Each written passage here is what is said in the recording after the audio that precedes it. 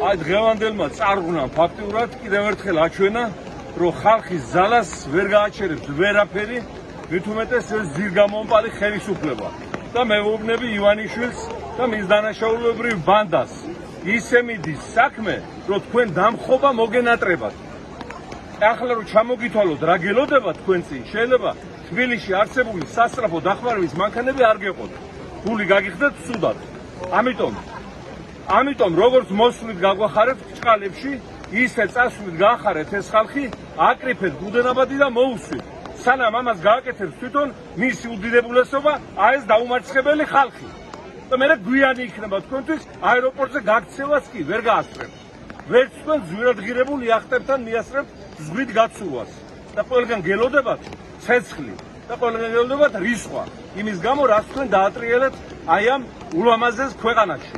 ამიტომ დაგვემშვიდობეთ სამუდამოდ. ხალხი ელოდება თქვენგან დამშვიდობებას და თქვენს გადასვლას გდანის საგამოძიებო იზოლატორში. ეს გარდაუვალი ფინალია თქვენი დანაშაულებრივი საქმიანობის. აი ეს მინდოდა მეთქვა და დიდი მადლობა აი ამ ხალხს, რომელსაც ვერ აჩერებს ვერც წვიმა, ვერც გრიგალი, იმიტომ რომ ხალხის ტალღა არის დაუმარცხებელი და შეუჩერებელი.